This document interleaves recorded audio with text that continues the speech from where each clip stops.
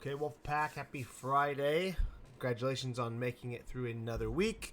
If you attended today's Thursday 30-minute AMRAP of Max Colors on the Bike, shout out to you for showing up to a workout that most people probably didn't want to show up to, but you got a lot out of it, and give yourself a little pat on the back for going outside your comfort zone, doing something kind of funky.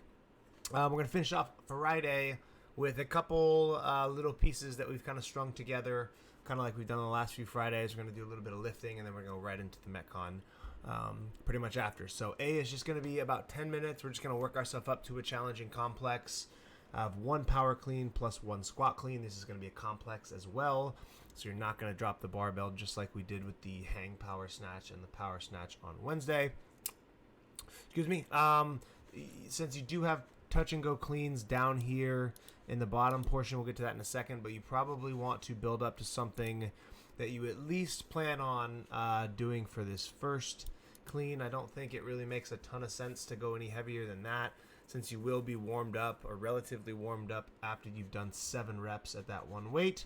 So find a heavy power clean. Squat clean should be probably the weight that you choose here, maybe a little bit over it.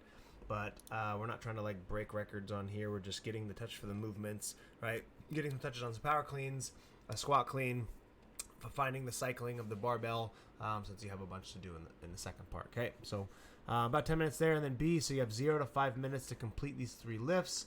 You have to complete a 7 rep max touch and go clean, as heavy as you possibly can.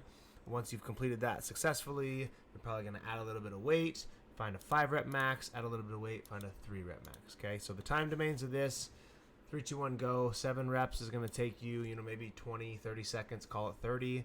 You basically have a 2-minute rest to add your weight and rest until the clock says 2.5 minutes. You want to complete your 5 rep around 2.5, and then again, you probably have about 90 seconds because it's going to take you about another 20 seconds or so. Finish it at 3.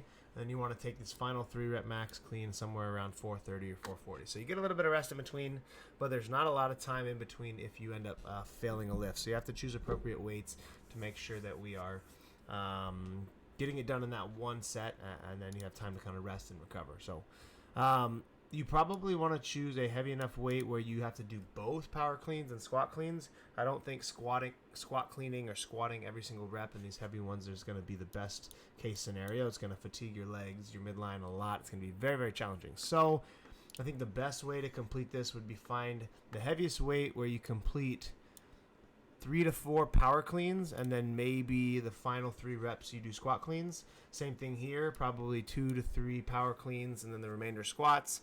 This should probably be, 1 power clean and 2 squat cleans. So still movable weights, but challenging ourselves to where the final couple squat cleans are definitely tough. The power cleans to start definitely help you get really extended. You really have to pull on the bar so everything is fired up, and then when you go into the squat cleans, you just replicate that same exact extension, work on dropping under the bar, and then those lifts should actually probably get not easier, but since you've primed the pull a lot on the power cleans, all you gotta do is focus on catching in a good squat position, and you can stand them up. Okay, so your score technically for this B part is going to be the weight for this plus the weight for this plus the weight for that. So we want to go as heavy as we possibly can, and some kind of weight weight jump across the 7, 5, and 3. Okay, and then you get a 5-minute rest, and this is pretty fatiguing. And then at 10, we're going to just complete the bottom part for time. 12-minute cap. Starting off with 200 double unders. We need to make sure we choose a jump rope count that takes no more, I'd say probably no more than 3 minutes maximum. Realistically, if people are proficient on the double unders, right, you're going to get this done between 2 and 2.5 minutes. So if you don't have double unders, I would personally probably just set yourself a 2.5 minute cap, do as many as you can in the 2.5 minutes, and then move on. But if you have dubs and you're pretty close at that 2.5 minute marker, finish, but I wouldn't push it past the 3-minute marker because that doesn't leave you a lot of time for the rest of the stuff. So double unders overhead squat should be a weight that's unbroken, maybe 2 sets maximum.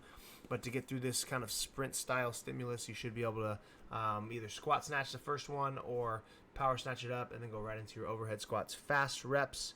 Again, you're looking for a minimum of 10 reps. If not, you're doing this completely unbroken. 10 wall walks for RX, 100-foot handstand walk for plus, and then we work back down the list, 20 thrusters, and then 200 double unders. Okay, so on the cap, your time domains, even if you call it 3 minutes, right? This should be no longer than a minute, 4 minutes. The 10 wall walks, even if you do 3 minute, you're looking at about 3 minutes, so 7 minutes. Another 8 minutes here, and then if you have 3 minutes on the double unders at the end, it's 11 minutes. It's getting you done in the cap, so kind of need to stay within those time domains. A minute on the thrusters and the minute on the overhead squats is really one set, maybe a quick break. So can be done. There's time in the cap, so stick to those domains, stick to the weights, and then probably the wall walks are going to be the most challenging part in this workout coming after the overhead squats. So again, anytime we do wall walks, you want to get down on the ground. When you're ready, do a big set, get as many as you can do as quick as you possibly can, and then rest and go from there. Because a lot of times, as soon as you rest and lay on the ground, these get very hard. All the blood rushes to the shoulders. You start feeling sorry for yourself laying on the ground, and then they get really hard. So I like to just bust out as many as I can, as quick as I can. If I get to 4, great, and then kind of chip away from there a couple at a time. So try that out tomorrow, and I think you'll have some success. Enjoy this Friday workout. It looks like a lot of fun. Excited to do it with you guys, and we'll see you in the gym. Later.